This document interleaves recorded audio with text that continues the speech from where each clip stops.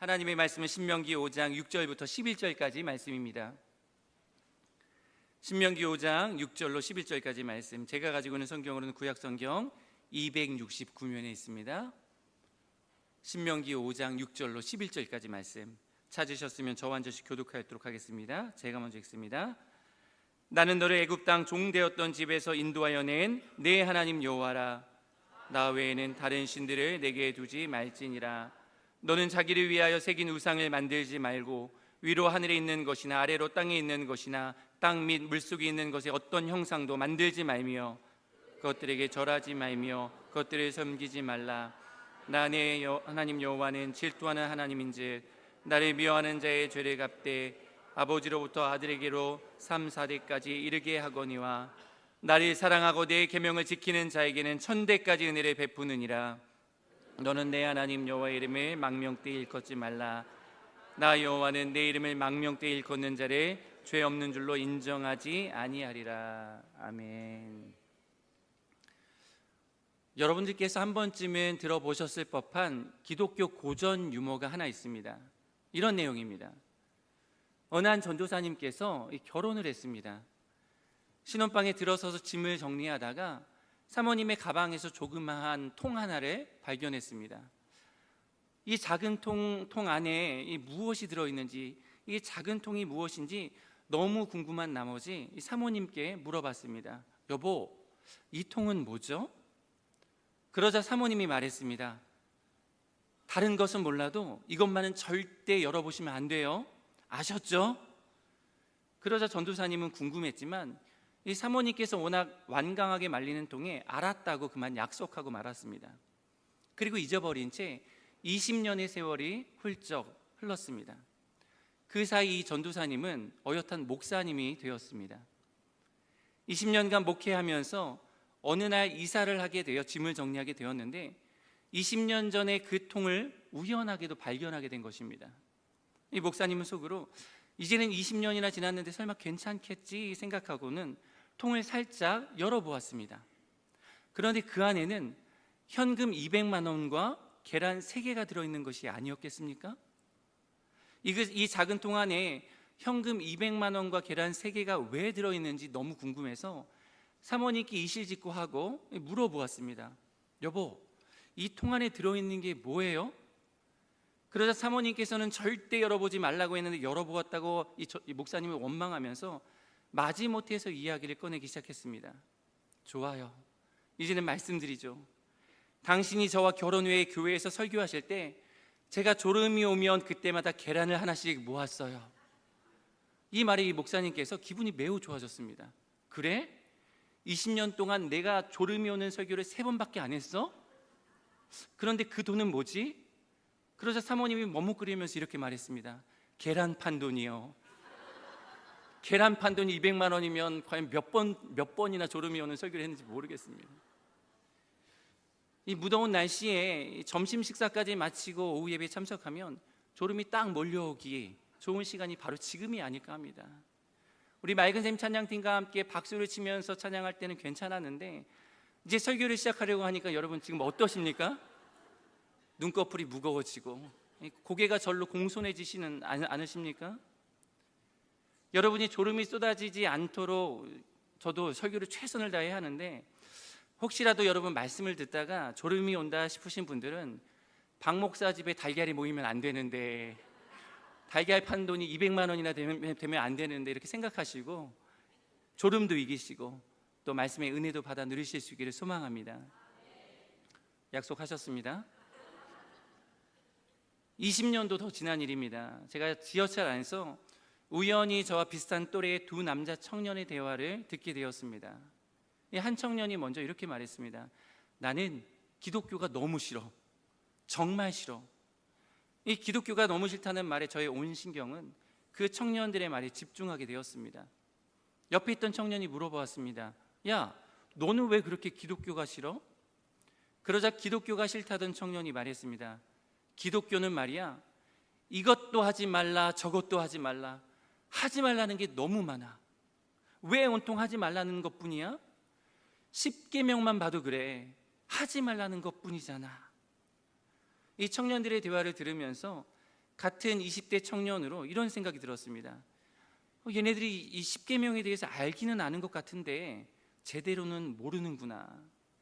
10계명 중에 무엇을 하지 말아라 라는 금지의 계명도 있지만 안식일을 기억하여 거룩하게 지켜라, 내 부모를 공경하라 라는 계명처럼 무엇을 하라라는 계명도 있고, 또 10계명을 주신 것 자체가 우리의 유익과 행복을 위해 주신 것인데 왜 얘네들이 억지를 부리고 있지?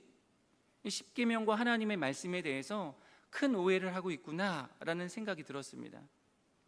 그런데 여러분들은 어떠십니까? 그렇다면 여러분들은 10계명에 대한 올바른 이해를 가지고 계십니까?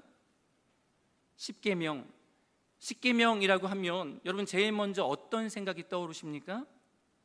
아마도 고리타분하고 오래된 이야기라고 느끼거나 우리가 살아가고 있는 이 시대와 꽤 동떨어진 이미지를 떠올리시는 분도 있을지 모르겠습니다. 또는 어떤 분들은 계명, 규율이라는 말을 들으면 마음에 거부감이 들지도 모릅니다. 왜 그렇습니까? 계명이나 규율 또는 법률이라는 말이 우리들의 자유로운 삶을 제지하는 족쇄처럼 느껴지기 때문입니다. 그래서 10계명이라는 말을 들으면 겁부터 내는 그리스도인들이 많습니다. 심지어 어떤 분들은 하나님께서 우리의 인생을 즐기지 못하게 하기 위해서 우리에게 10계명을 주셨다라고 오해하기도 합니다. 그러나 사랑하는 성도 여러분, 이 10계명은 사도신경 그리고 주기도문과 함께 우리 모든 성도들이 알아야 할 보물과도 같은 것입니다. 10계명, 사도신경, 주기도문 이 세 가지는 우리 기독교 신앙의 핵심이라고 이야기할 수 있습니다. 고린도전서 13장의 언어로 비유하면 사도신경은 삼위 하나님에 대한 우리의 믿음을 핵심적으로 요약한 것이 바로 이 사도신경이고, 주기도문은 하나님의 나라에 대한 우리의 소망을 기도의 언어로 요약한 것이 바로 주기도문입니다. 그리고 10계명은 하나님과 이웃을 우리가 어떻게 사랑해야 하는지를 가장 핵심적으로 요약한 것이 바로 이 10계명이라고 할 수 있습니다. 따라서 믿음, 소망 그리고 사랑을 우리가 늘 마음속에 새기는 것처럼 사도신경과 주기도문 그리고 10계명을 우리의 신앙생활의 중심이 되게 해야 합니다. 앞으로 3주간 오후 예배 시간마다 제1계명부터 10계명까지의 내용을 하나하나 배우게 될 것입니다. 이 시간을 통해 복음의 진수를 경험하고 신앙의 보물을 발견하는 복된 시간 될 수 있기를 주님의 이름으로 축복합니다. 오늘은 10계명 중에서 앞에 나오는 1계명, 2계명 그리고 3계명에 대한 내용을 함께 나누도록 하겠습니다. 먼저 1계명입니다. 여러분, 1계명의 내용이 무엇입니까? 같이 1계명을 한번 암송해 볼까요? 시작. 너는 나 외에 다른 신을 내게 두지 말라. 다시 한번 암송해 보겠습니다. 시작. 너는 나 외에는 다른 신들을 내게 두지 말라. 네, 우리가 보통 이 첫 번째 계명을 대할 때 어디에 방점을 찍고 강조하냐면 다른 신들을 내게 두지 말라. 다른 신들, 이 다른 신들의 방점을 찍어서 생각하는 경우가 있습니다. 대부분 그러합니다. 그런데요 여러분, 이 첫 번째 계명은 하나님이 이 온 우주 만물과 세계 가운데에 유일하신 분이시다라는 데 초점이 맞춰져 있지 않습니다. 물론 하나님만이 유일하신 분이십니다. 그런데 이 첫 번째 계명의 방점은, 강조점은 다른 신들이 아니라는 겁니다. 그러면 이 첫 번째 계명의 강조점은 어디에 있느냐? 바로 나 외에. 어디에 있다고요? 나 외에. 나 외에, 여기에 방점이 있고 강조점이 있습니다. 이 나 외에라는 말은 히브리어 원문으로 보면 알파나이라는 말입니다. 알파나이. 여기서 알이라는 말은 무엇 앞에라는 뜻을 가진 전치사입니다. 영어로 하면 before라는 말입니다. 그리고 파나이, 이 파나이라는 말은 얼굴이라는 뜻입니다. 그러니까 여러분, 나 외에 알파나이라는 말을 직역하면 무슨 뜻이 됩니까? 내 얼굴 앞에, 내 얼굴 앞에서라는 말이 됩니다.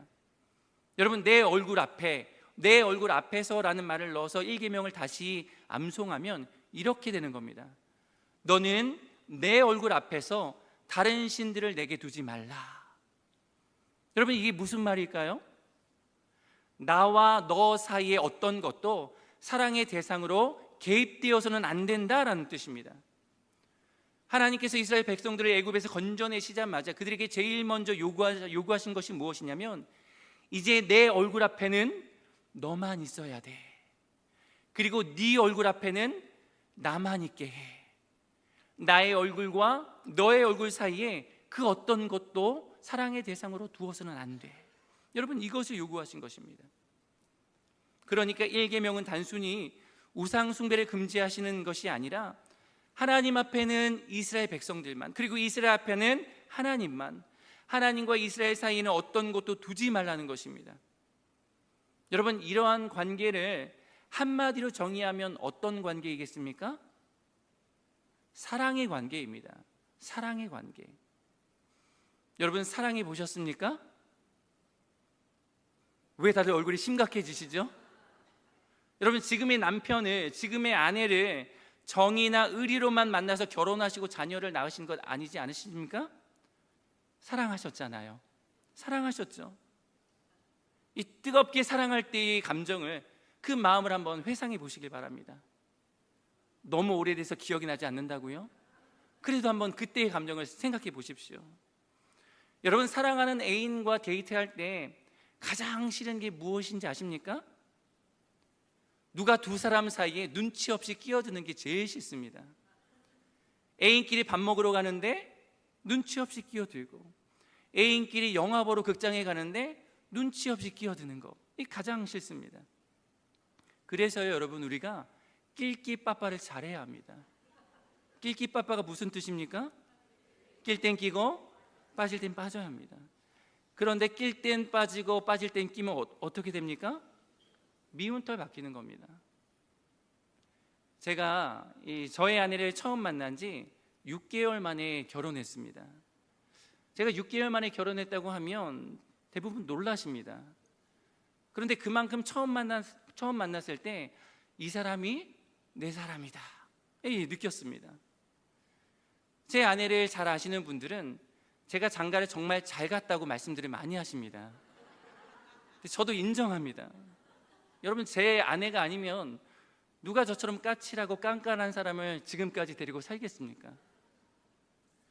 근데 처음 소개를 받아서 연애를 시작한 지 3개월쯤 지났을 때였습니다.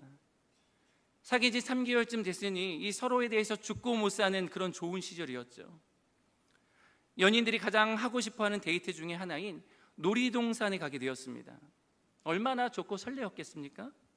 손도 잡을 수 있고 연애 기분, 이 로맨스를 즐길 수 있는 그런 시간이니 전날부터 제가 이 기대에 부풀어 올랐습니다. 그런데 여러분, 그 당일날 놀이동산에 단둘이 못 갔습니다. 제 아내가 그 당시에 6살인 이 여자 조카 아이를 데리고 나왔기 때문입니다. 이 어쩔 수 없는 사정으로 인해 며칠 동안 이 조카를 돌보게 되었다며 함께 놀이동산에 데리고 나왔습니다. 눈치도 없이요. 오붓하게 손잡고 데이트 분위기를 내고 싶었던 저의 꿈이 산산이 깨져버렸습니다. 제 아내 얼굴 앞에는 제가 있었던 것이 아니라 온종일 조카 아이가 있었습니다. 어디를 가든지 저와 제 아내 사이에는 어린 조카가 끼어 있었습니다. 아내는 조카 아이의 손을 붙잡고 다닌다고 제 손은 거들떠보지도 않았습니다. 조카를 어르고 달랜다고 저를 하염없이 혼자 두기도 했습니다. 벌써 10수년이 지난 일이지만 그날의 데이트는 너무나도 재미가 없는 데이트로 제 기억 속에 아직도 남아 있습니다. 그런데 여러분, 마찬가지입니다. 하나님께서 이제 막 출애굽한 이스라엘 백성들에게 요구하시는 것은 다른 것이 아닙니다. 내 얼굴 앞에는 너만 있어야 돼. 그리고 너의 얼굴 앞에는 나만 있게 해. 너와 나 사이 어떤 것도 사랑의 대상으로 두어서는 안 된다 라는 것을 말씀하시는 것입니다. 구약 성경에서 이 하나님과 이스라엘 백성들의 관계를 여러 가지로 표현합니다. 예를 들어 왕과 백성, 아버지와 아들, 목자와 양, 이렇게 표현합니다. 그런데 이 많은 표현들 중에서 언약 관계에 있어 사랑의 속성과 관련해서 가장 생생한 비유는 바로 남편과 아내의 관계입니다. 즉 결혼이라는 언약 관계입니다. 이것은 세상의 어떤 관계성보다 더욱 친밀하고 은밀하며 가장 깊은 차원의 인격적인 관계입니다. 다시 말해 여호와 하나님은 우리의 신랑이 되시고 우리는 그분의 신부라는 말입니다. 그러므로 하나님께서는 지금 이스라엘 백성들에게, 그리고 오늘을 살아가고 있는 우리에게 너는 내 앞에 다른 어떤 사랑의 대상도 두지 말라라고 말씀하시는 것입니다. 하나님 외에 다른 신이 세상에 없음에도 불구하고 다른 신들을 두지 말라고 하신 것은 하나님보다 다른 어떤 대상을 더 사랑하면 마치 그것들이 신처럼 되기 때문입니다. 하나님보다 더 사랑하는 그것들이 내 삶을 지배하고 내 마음을 하나님으로부터 빼앗기 때문입니다. 여러분, 이스라엘 백성들이 그러했습니다. 하나님을 앞에 두고 다른 데 눈을 돌렸습니다. 하나님도 사랑하면서 자꾸 바알이라는 우상에게 곁눈질했습니다. 영적인 간음과 음행을 저질렀던 것입니다. 그런데 오늘날도 크게 다르지 않습니다. 하나님과 나 사이에 자꾸 무엇인가 끼어듭니다. 돈이 끼어들기도 합니다. 출세와 성공이 끼어들기도 합니다. 술과 도박이 끼어들기도 하고, 요즘은 이 핸드폰이 하나님과 나 사이에 끼어들고 있습니다. 여러분, 이런 것들이 현대판 우상이라고 할 수 있습니다. 무엇인가 형상을 만들어 놓고 그것을 경배하는 것만 우상이라고 우리가 생각하면 안 됩니다. 이런 현대판 우상들은 우리가 눈치채지 못하게 교묘한 방법으로 우리 속에 파고 들어와서 자리 잡고 있습니다. 여러분, 이렇게 하나님과 나 사이에 자꾸 무엇인가를 채운다면 우리의 신랑이신 여호와 하나님의 마음은 어떠하겠습니까? 하나님 앞에 다른 신들을 두고 영적인 외도를 일삼는 우리의 모습을 보시고 유일한 남편이신 주님의 마음은 어떠실지 한번 생각해 보시길 바랍니다. 여러분, 하나님이 어떤 분이십니까? 하나님께서는 애굽 땅 종되었던 집에서 나를 인도해 주시고 이제부터는 나만 사랑하시기로 작정하신 분이십니다. 다른 모든 백성들을 뒤로하고 이제부터는 나와 특별한 관계를 맺기로, 친밀한 교제와 사귐을 갖기로 작정하신 분이십니다. 나 스스로는 속박의 땅에서 절대 나올 수 없어서 당신의 전능하신 능력과 전적인 은혜로 나를 구원해 주신 분이십니다. 여러분, 그렇다면 우리가 하나님 앞에서 어떻게 살아가야 하겠습니까?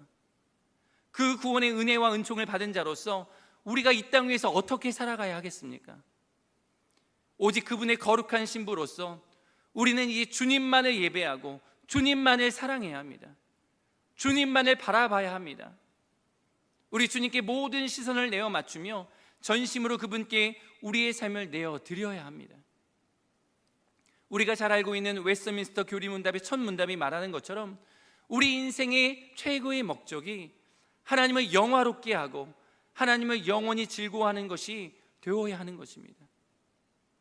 여러분, 우리 하나님께는 우리가 전부입니다. 하나님은 지금 우리만 바라보고 계십니다. 하나님은 우리를 간절히 원하고 계십니다.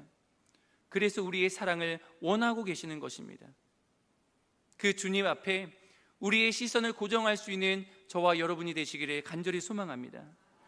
하나님 앞에 우리만 있고 우리 앞에 하나님만 계시도록, 그렇게 하나님과 나 사이에 다른 그 어떤 것도 끼어들 수 없는 사랑의 관계로 살아갈 수 있는 우리가 되기를 주님의 이름으로 축복합니다. 이어서 두 번째 계명입니다. 여러분, 10계명 중 제2계명이 무엇입니까? 본문 8절과 9절 상반절의 말씀 같이 읽어보겠습니다. 시작. 너는 자기를 위하여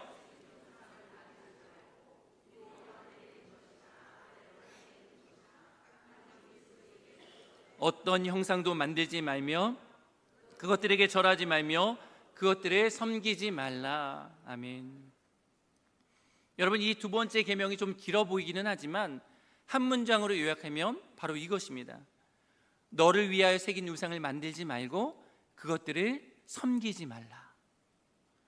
여러분, 제가 방금 전에 설명드렸던 제1계명이 예배와 사랑의 대상에 관한 것이라면 이 제2계명은 예배와 사랑의 방식에 관한 것입니다. 다시 말해서 제1계명이 우리의 예배의 대상이신 하나님만을 사랑하고 바라봐야 한다는 것을 우리에게 말해주었다면 이 제2계명은 그 하나님을 우리가 어떻게 예배하고 어떻게 사랑할지에 대한 방식을 알려주는 것이라고 말할 수 있습니다. 즉 하나님을 예배하고 하나님을 사랑하는 데 있어서 결단코 하나님을 형상으로 만들어 섬기지 말라는 내용이 이 제2계명 두 번째 계명입니다. 이러한 내용이 담긴 이 계명을 이해하기 위해서는 당시 문화적인 상황과 그 배경을 알 필요가 있습니다. 오늘날 우리 사회에서는 하나님을 형상으로 만드는 일이 결코 없습니다.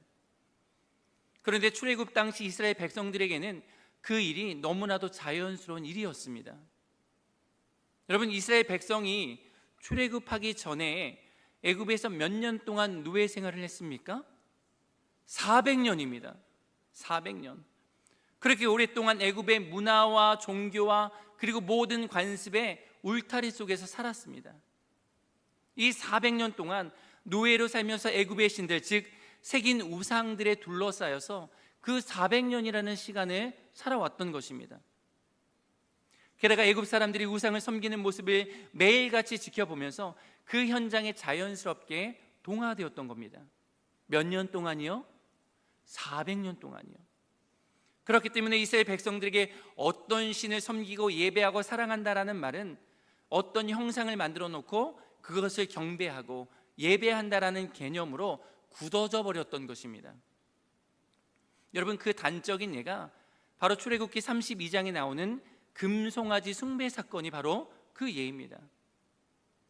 모세가 시내산에 올라 하나님으로부터 십계명을 받을 때 이스라엘 백성들은 하나님이 현현하신 그 현장을 멀리서 바라보고 두려워하며 하나님의 임재의식으로 충만했습니다.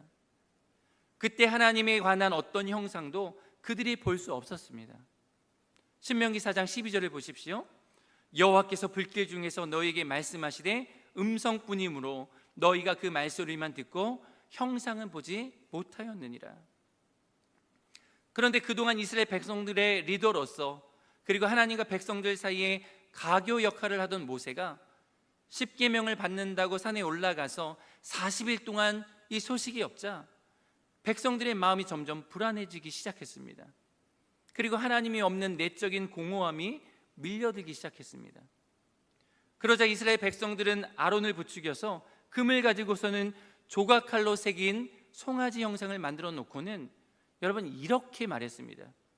출애굽기 32장 4절 말씀입니다. 그들이 말하되 이스라엘아 이는 너희를 애굽 땅에서 인도하여 낸 너희의 신이로다 하는지라.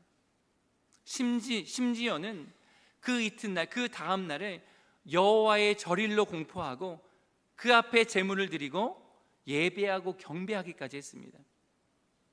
여러분, 정말 충격적인 모습이 아닐 수 없습니다. 하나님을 예배하지 않아서가 아닙니다.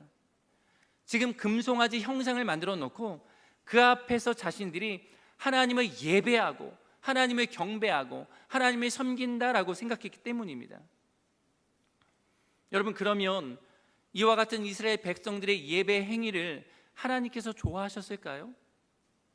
하나님의 모양이라고 하나님의 형상이라고 금송아지 형상을 만들어 절하고 섬기는 것을 보고 하나님께서 기뻐하시고 행복해 하셨을까요? 아니요, 전혀 그렇지 않습니다. 하나님께서는 그러한 모습을 매우 싫어하셨습니다. 분노하셨습니다.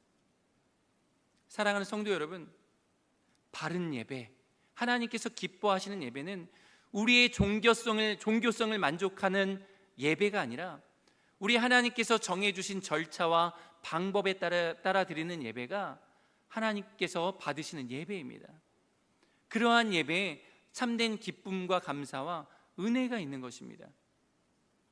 이에 대해서 웨스트민스터 대요리문답 108문은 이렇게 질문하고 이렇게 답을 합니다. 제2계명에서 요구하시는 의무는 무엇입니까? 답이 이렇습니다. 같이 한번 읽어보겠습니다. 시작. 제2계명에서 요구하시는 의무는 하나님께서 하나님의 말씀으로 정하신 모든 종교적 예배와 규례를 받아들이고 따르며 순수하고 온전하게 지키는 것입니다. 여러분, 하나님은 성경 66권을 통해서 성도된 우리가 하나님의 백성으로 어떻게 살아가야 할지를 알려주셨습니다. 뿐만 아니라 유일한 예배의 대상이신 하나님을 어떻게 예배해야 하는지에 대해서도 가르쳐 주셨습니다. 이 계명은 주님의 백성들이 하나님을 예배할 때 하나님께서 말씀으로 정해주신 모든 예배의 규례와 원리들을 받아들이고 준수하고 온전하게 지키라고 지금 명하고 계시는 것입니다. 여러분, 절대로 새긴 우상을 만들지 말고 어떤 형상도 만들어 절하지 말고 섬기지 말라고 명하신 것은 하나님께서 우리를 괴롭히고 못 살게 하고 속박하려고 하신 말씀이 아닙니다. 오히려 정반대입니다. 하나님께서는 우리를 사랑하십니다. 사랑하시되 정말 열렬히도 우리를 사랑하십니다. 하나님은 자비하시고 은혜로우신 분이십니다. 그분은 우리 요새가 되시고 환난 날에 피할 반석이 되십니다. 하나님은 우리를 결코 버리지 않으시고 눈동자와 같이 보호하십니다. 하나님께서 우리를 위해 행하신 일은 너무나도 크시고 하나님의 생각은 매우 깊으십니다. 여러분, 그분은 사랑의 하나님이십니다. 하나님께서 그렇게 우리를 사랑하시기 때문에 하나님을 어떻게 섬기고 하나님을 어떻게 예배하고 하나님을 어떻게 사랑해야 하는지에 대해서도 그 방법까지 세세하게 가르쳐 주신 것입니다. 우리는 하나님의 그 말씀을 전적으로 믿고 순종하기만 하면 복된 삶을 누릴 수 있습니다. 본문 10절 말씀을 한번 보십시오. 나를 사랑하고 내 계명을 지키는 자에게는, 여러분, 하나님께서 어떻게 하신다고 하십니까? 1000대까지 은혜를 베풀어 주신다고 합니다. 몇 대까지요? 1000대입니다. 여러분, 여기서 1000대라는 말은 문자적으로 자손 1000대까지 은혜를 베풀어 주신다라는 말이 아닙니다. 여기서 1000대라는 말은 문해적인 표현으로 영원하다라는 말입니다. 그러니까 하나님의 은혜는, 하나님의 자비는, 하나님의 사랑은, 우리를 향한 하나님의 축복은 영원하시다라는 말씀입니다. 누구에게요? 하나님을 사랑하고 하나님의 계명을 지키는 자, 곧 하나님께서 우리에게 명령하신 것을 그대로 믿고 순종하는 사람, 하나님의 뜻대로 예배하는 사람, 자기 만족을 위해서가 아니라 하나님의 영광을 위해 전심을 다해 하나님을 찾고 섬기는 사람, 여러분, 그 사람에게 하나님의 은혜와 축복이 영원하다는 것입니다. 이처럼 우리 하나님은 우리가 영원히 복받고 영원히 은혜 누릴 수 있는 길과 방법을 이 10계명을 통해서 지금 보여주고 계시는 것입니다. 여러분, 10계명 안을, 이 10계명의 말씀을 우리가 자세히 공부하고 배워보면 이 10계명 안에 하나님의 사랑이 정말 절절히 녹아있는 것을 볼 수 있습니다. 그러므로 주님의 그 신실하신 사랑 앞에 믿음으로 반응하는 우리 모두가 될 수 있기를 소망합니다. 우리 예수님의 말씀처럼 하나님을 우리의 마음과 뜻과 목숨과 정성을 다해 사랑하는 되기를 귀한 성도님들 되시기를 주님의 이름으로 축복합니다. 마지막으로 세 번째 계명을 살펴보도록 하겠습니다. 여러분, 제 3계명이 무엇입니까? 같이 한번 읽어보겠습니다. 시작. 내 하나님 여호와 이름을 망령되게 부르지 말라. 여러분, 제 1계명이 사랑의 대상이신 하나님에 관한 것이라면 제 2계명은 예배와 사랑의 방식에 관한 것이라고 제가 말씀을 드렸습니다. 그렇다면 이 3계명은 우리에게 무엇을 가르쳐 줄까요? 바로 우리 영원한 사랑의 대상이신 하나님을 향한 우리의 태도입니다. 태도. 그렇다면 우리는 어떤 태도와 자세로 하나님을 사랑하고 하나님을 예배해야 할까요? 이에 대해 하나님은 여호와의 이름을 망령되게 부르지 말 것을 명령하셨습니다. 구약시대의 유대인들은 하나님의 이름을 고귀하게 여겨서 함부로 부르지 않았습니다. 이 3계명을 혹여나 어길까 두려웠던 것입니다. 그래서 성경을 읽다가 하나님의 이름인 여호와라는 단어가 나오면 여호와라고 부르지 않고 주님이라는 뜻의 단어 아도나이라고 불렀습니다. 그러다 보니까 몇 세기가 지나서는 본래 발음을 잃어버렸습니다. 하나님께서 부르라고 주신 이름인데, 하나님께서 외치라고 주신 이름인데 불필요하게 너무 겁을 먹고 부르지 않아서 이 하나님의 이름의 이 발음까지 잃어버린 것입니다.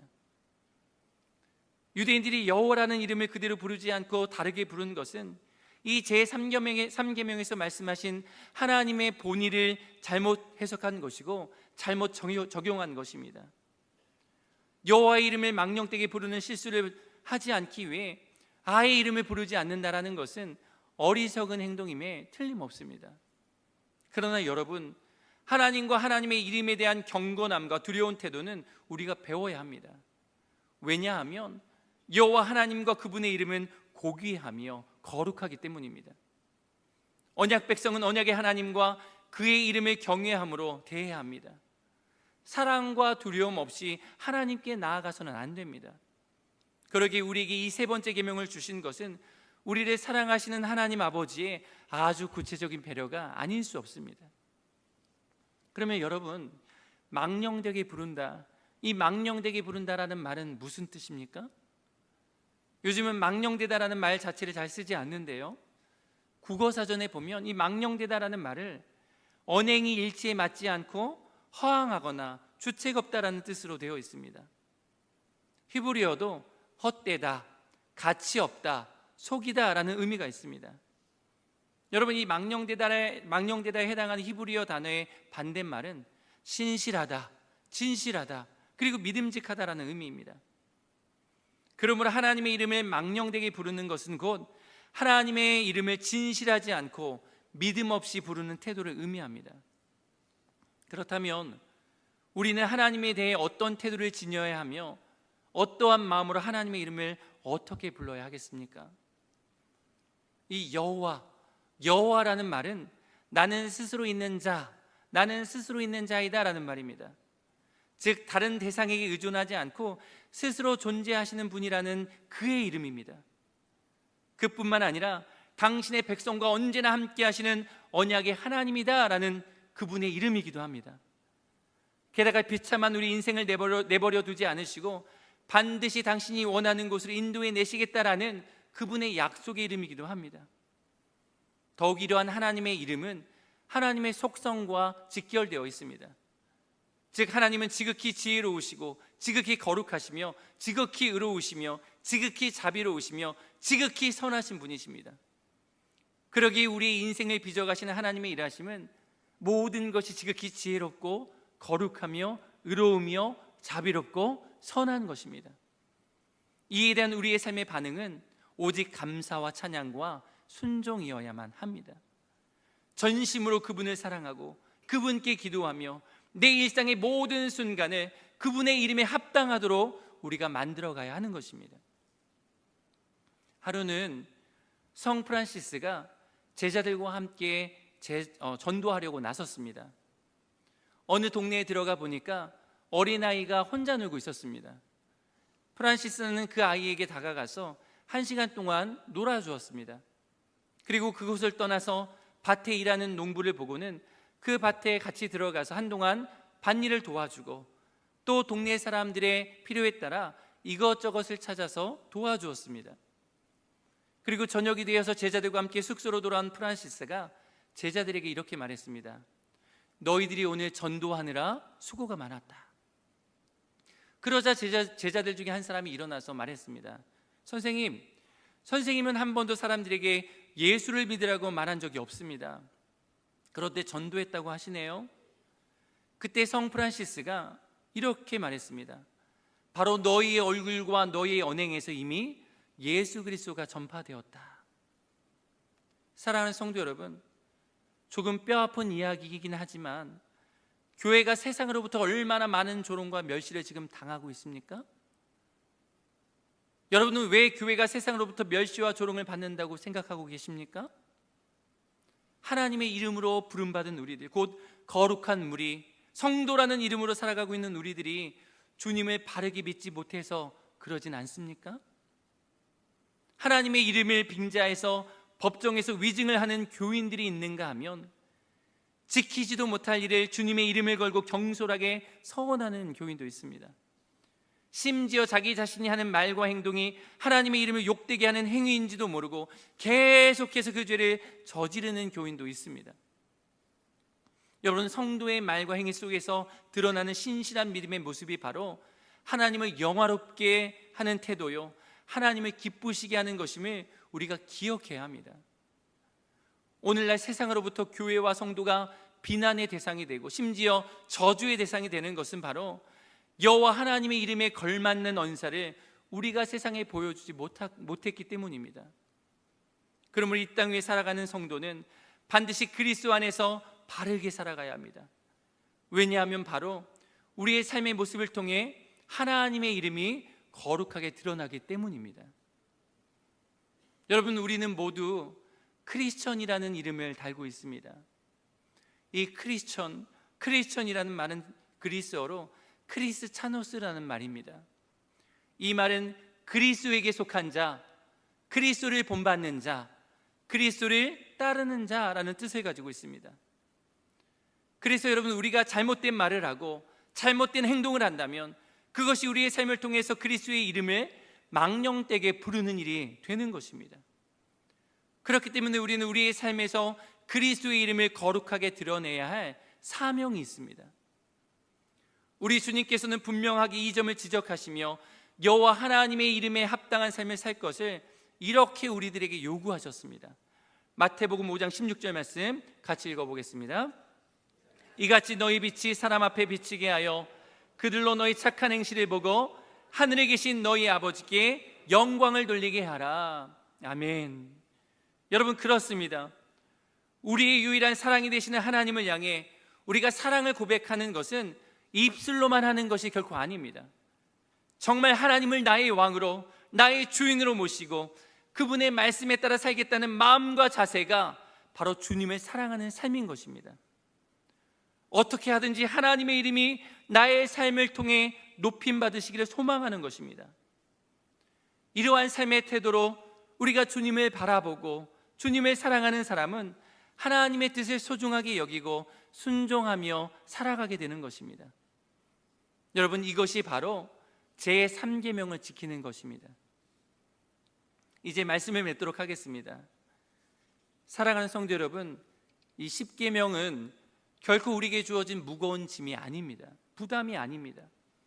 10계명은 하나님과 인격적이고 친밀한 사랑의 관계를 맺는 방법이 바로 이 10계명의 내용들입니다. 신랑 되시는 하나님께서 신부인 우리와 맺으신 사랑의 언약이 바로 10계명인 것입니다. 결혼식에 가보면 신랑과 신부가 서로 사랑의 언약을 하는 것을 보게 됩니다.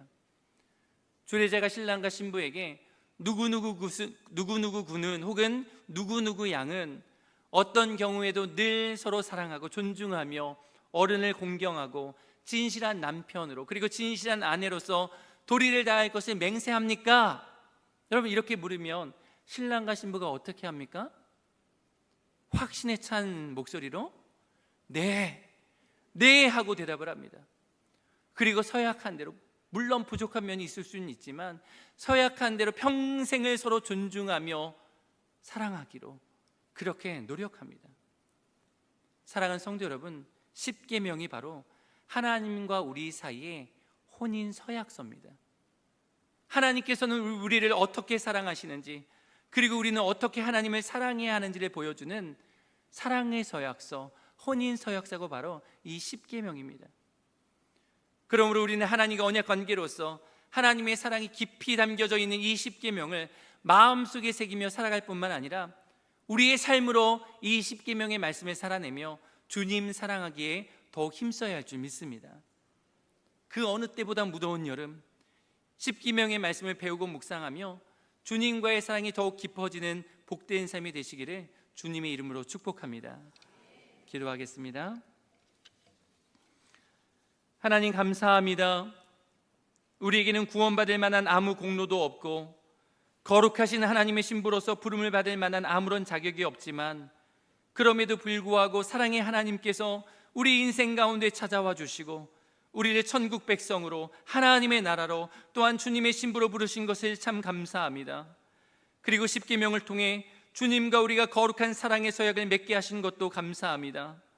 10계명의 말씀 하나하나를 우리 인생 속에 깊이 있게 새겨가며 우리를 향한 하나님의 절절하신 그 사랑을 느낄 수 있게 하시고, 또 주님의 거룩한 신부로서 우리의 목숨과 마음과 뜻과 정성 다해 나의 신랑 되시는 하나님만을 온전하게 사랑하며 살아가는 귀한 성도님들의 삶이 될 수 있도록 축복하여 주시옵소서. 감사드리며 살아계신 우리 구주 예수 그리스도의 이름으로 기도합니다. 아멘.